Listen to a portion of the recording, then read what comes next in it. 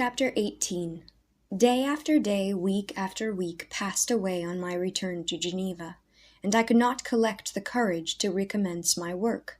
I feared the vengeance of the disappointed fiend, yet I was unable to overcome my repugnance to the task which was enjoined me. I found that I could not compose a female without again devoting several months to profound study and a laborious disquisition.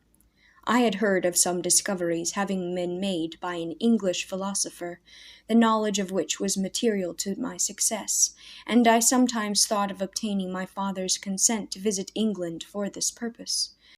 But I clung to every pretense of delay, and shrunk from taking the first step in an undertaking whose immediate necessity began to appear less absolute to me. A change, indeed, had taken place in me. My health, which had hitherto declined, was now much restored, and my spirits, when unchecked by the memory of my unhappy promise, rose proportionably. My father saw this change with pleasure, and he turned his thoughts towards the best method of eradicating the remains of my melancholy, which every now and then would return by fits, and with a devouring blackness overcast the approaching sunshine. At these moments I took refuge in the most perfect solitude. I passed whole days on the lake alone in a little boat, watching the clouds, and listening to the rippling of the waves, silent and listless. But the fresh air and bright sun seldom failed to restore me to some degree of composure, and on my return I met the salutations of my friends with a readier smile and a more cheerful heart. It was after my return from one of these rambles that my father, calling me aside, thus addressed me. "I am happy to remark, my dear son, that you have resumed your former pleasures, and seem to be returning to yourself. And yet you are still unhappy, and still avoid our society. For some time I was lost in conjecture as to the cause of this, but yesterday an idea struck me, and if it is well founded, I conjure you to avow it. Reserve on such a point would be not only useless, but draw down treble misery on us all." I trembled violently at his exordium, and my father continued, "I confess, my son, that I have always looked forward to your marriage with our dear Elizabeth as the tie of our domestic comfort, and the stay of my declining years. You were attached to each other from your earliest infancy. You studied together, and appeared in dispositions and tastes entirely suited to one another. But so blind is the experience of man, that what I conceived to be the best assistance to my plan may have entirely destroyed it. You perhaps regard her as your sister, without any wish that she might become your wife. Nay, you may have met with another whom you may love, and considering yourself as bound in honour to Elizabeth, this struggle may occasion the poignant misery which you appear to feel. My dear father, reassure yourself. I love my cousin tenderly and sincerely. I never saw any woman who excited, as Elizabeth does, my warmest admiration and affection. My future hopes and prospects are entirely bound up in the expectation of our union. The expression of your sentiments of this subject, my dear Victor, gives me more pleasure than I have for some time experienced. If you feel thus, we shall assuredly be happy, however present events may cast a gloom over us. But it is this gloom which appears to have taken so strong a hold of your mind that I wish to dissipate. Tell me, therefore, whether you object to an immediate solemnization of the marriage. We have been unfortunate, and recent events have drawn us from that everyday tranquillity befitting my years and infirmities. You are younger, yet I do not suppose, possessed as you are of a competent fortune, that an early marriage would at all interfere with any future plans of honour and utility that you may have formed. Do not suppose, however, that I wish to dictate happiness to you, or that a delay on your part would cause me any serious uneasiness. Interpret my words with candour, and answer me, I conjure you, with confidence and sincerity." I listened to my father in silence, and remained for some time incapable of offering any reply. I revolved rapidly in my mind a multitude of thoughts, and endeavoured to arrive at some conclusion. Alas, to me the idea of an immediate union with my Elizabeth was one of horror and dismay. I was bound by a solemn promise, which I had not yet fulfilled, and dared not break, or, if I did, what manifold miseries might not impend over me and my devoted family. Could I enter into a festival with this deadly weight yet hanging round my neck and bowing me to the ground? I must perform my engagement, and let the monster depart with his mate before I allowed myself to enjoy the delight of an union from which I expected peace. I remembered also the necessity imposed upon me of either journeying to England or entering into a long correspondence with those philosophers of that country, whose knowledge and discoveries were of indispensable use to me in my present undertaking. The latter method of obtaining the desired intelligence was dilatory and unsatisfactory. Besides, I had an insurmountable aversion to the idea of engaging myself in my loathsome task in my father's house, while habits of familiar intercourse with those I loved. I knew that 1,000 fearful accidents might occur, the slightest of which would disclose a tale to thrill all connected with me with horror. I was aware also that I should often lose all self-command, all capacity of hiding the harrowing sensations that would possess me during the progress of my unearthly occupation. I must absent myself from all I loved while thus employed. Once commenced, it would quickly be achieved, and I might be restored to my family in peace and happiness. My promise fulfilled, the monster would depart forever, or, so my fond fancy imaged, some accident might meanwhile occur to destroy him, and put an end to my slavery forever. These feelings dictated my answer to my father. I expressed a wish to visit England, but, concealing the true reasons of this request, I clothed my desires under a guise which excited no suspicion, while I urged my desire with an earnestness that easily induced my father to comply. After so long a period of an absorbing melancholy that resembled madness in its intensity and effects, he was glad to find that I was capable of taking pleasure in the idea of such a journey, and he hoped that change of scene and varied amusement would, before my return, have restored me entirely to myself. The duration of my absence was left to my own choice. A few months, or at most a year, was the period contemplated. One paternal kind of precaution he had taken to ensure my having a companion. Without previously communicating with me, he had, in concert with Elizabeth, arranged that Clerval should join me at Strasbourg. This interfered with the solitude I coveted for the prosecution of my task. Yet at the commencement of my journey the presence of my friend could in no way be an impediment, and truly I rejoiced that thus I should be saved many hours of lonely, maddening reflection. Nay, Henry might stand between me and the intrusion of my foe. If I were alone, would he not at times force his abhorred presence on me, to remind me of my task, or to contemplate its progress? To England, therefore, I was bound, and it was understood that my union with Elizabeth should take place immediately on my return. My father's age rendered him extremely averse to delay. For myself, there was one reward I promised myself from my detested toils, one consolation for my unparalleled sufferings. It was the prospect of that day when, enfranchised from my miserable slavery, I might claim Elizabeth and forget the past in my union with her.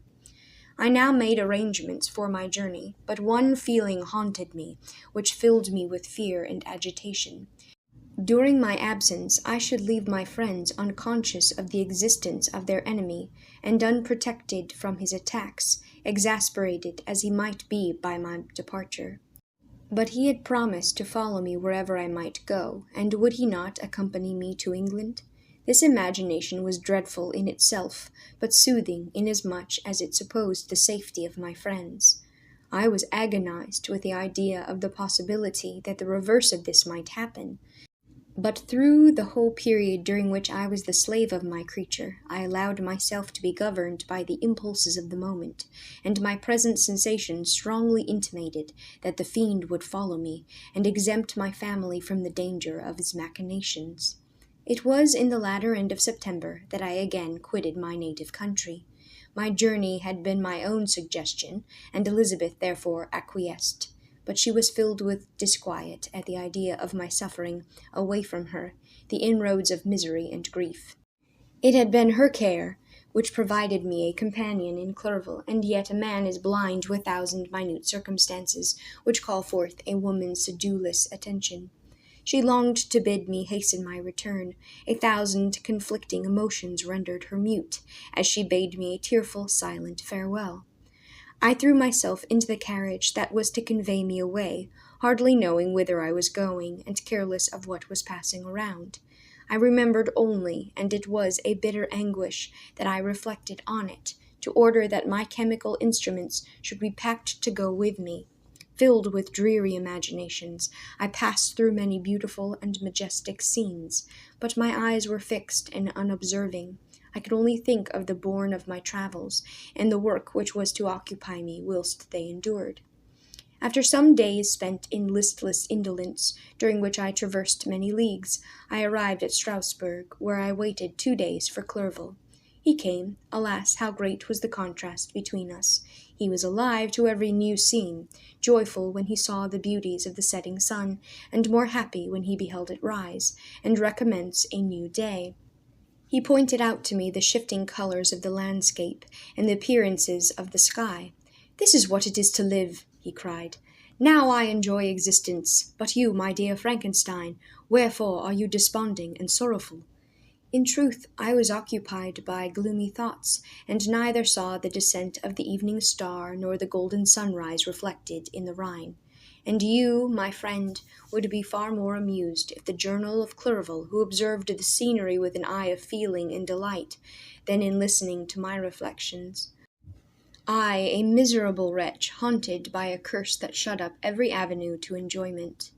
We had agreed to descend the Rhine in a boat from Strasbourg to Rotterdam, whence we might take shipping for London. During this voyage we passed many willowy islands and saw several beautiful towns. We stayed a day at Mannheim, and on the 5th from our departure from Strasbourg arrived at Mayence. The course of the Rhine below Mayence becomes much more picturesque. The river descends rapidly, and the winds between hills, not high but steep and of beautiful forms. We saw many ruined castles standing on the edges of precipices, surrounded by black woods, high and inaccessible. This part of the Rhine, indeed, presents a singularly variegated landscape. In one spot you view rugged hills, ruined castles overlooking tremendous precipices, with the dark Rhine rushing beneath, and on the sudden turn of a promontory, flourishing vineyards with green sloping banks and a meandering river, and populous towns occupy the scene. We travelled at the time of the vintage, and heard the song of the labourers as we glided down the stream. Even I, depressed in mind and my spirits continually agitated by gloomy feelings, even I was pleased. I lay at the bottom of the boat, and, as I gazed on the cloudless blue sky, I seemed to drink in a tranquillity to which I had long been a stranger. And if these were my sensations, who can describe those of Henry? He felt as if he had been transported to fairyland, and enjoyed a happiness seldom tasted by man. "I have seen," said he, "the most beautiful scenes of my own country. I have visited the lakes of Lucerne and Uri, where the snowy mountains descend almost perpendicularly to the water, casting black and impenetrable shades, which would cause a gloomy and mournful appearance, were it not for the most verdant islands that relieve the eye by their gay appearance. I have seen this lake agitated by a tempest, when the wind tore up the whirlwinds of water, and gave you an idea of what the waterspout must be on the great ocean. And the waves dash with fury the base of the mountain, where the priest and his mistress were overwhelmed by an avalanche, and where their dying voices are still said to be heard amid the pauses of the nightly wind. I have seen the mountains of La Valais and the Pays de Vaud, but this country, Victor, pleases me more than all those wonders. The mountains of Switzerland are more majestic and strange, but there is a charm in the banks of this divine river that I never before saw equalled.